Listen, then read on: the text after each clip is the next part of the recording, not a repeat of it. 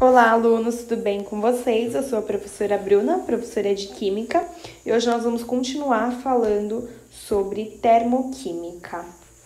Bom, falando sobre o calor, que foi onde paramos na aula passada, uma reação comum, ela é a reação de combustão, tá? Um processo que ocorre uma liberação de energia na forma de calor e também de luz, conforme vocês estão vendo aí na imagem, né? O famoso fogo. Tá? Então, aí tá acontecendo uma reação de combustão, uma liberação de energia na forma de calor e também de luz, tá?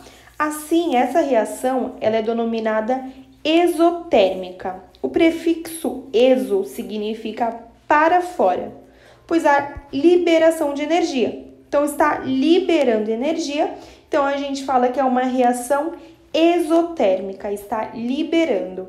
Mas tem processos comuns no dia a dia que também envolvem a absorção de calor. Então, endotérmico é quando a gente está absorvendo o calor, como mostra na imagem a seguir, que retrata um processo natural de evaporação de lagos e rios, por exemplo, tá?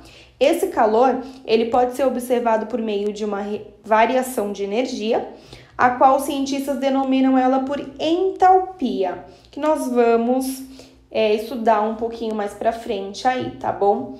Do grego, ela se fala mais ou menos entalpein, que significa aquecer, tá? Então, é daí que sai o nome entalpia, que nós vamos estudar um pouquinho mais. A energia global de um sistema, tá? A variação de entalpia, ou seja, a diferença entre a entalpia final e a inicial, ela corresponde a um calor associado às transformações que ocorrem à pressão constante. Bom, vamos lá que vocês vão aprender já no exemplo que eu vou dar para vocês. A termoquímica, ela estuda a liberação ou a absorção de calor em reações químicas, ok? Ou em transformações de substâncias também, como dissolução ou mudanças de estados físicos, como vocês viram ali na foto da evaporação, tá?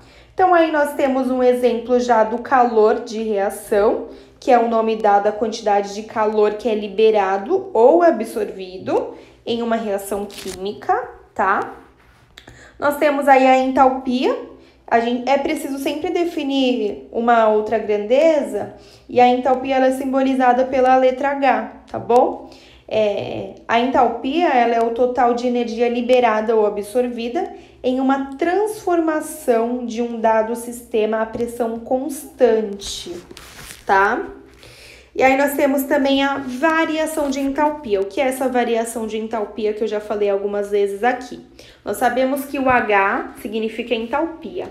O que significa esse triângulo? Gente, o triângulo sempre vai significar variação. E como que a gente calcula a variação? Vai ser sempre o final menos o inicial. Então, como é que vai ser feita essa conta? A variação da entalpia final menos a inicial. Ou nós podemos também fazer com produtos e reagentes. Lembra, quando a gente tem uma reação química, o que tem primeiro antes da seta são os reagentes e depois tem os produtos. Então, os reagentes, eles vão reagir entre si, gerando aí, formando os produtos, tá? Então, vai ser sempre o final menos o inicial. Os produtos sempre vêm depois. Ó, aqui nós temos uma equação que é onde que eu queria chegar. É algo bem simples, prestem atenção.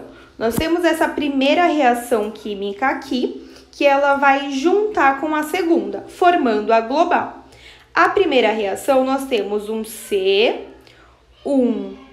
meio O2, certo?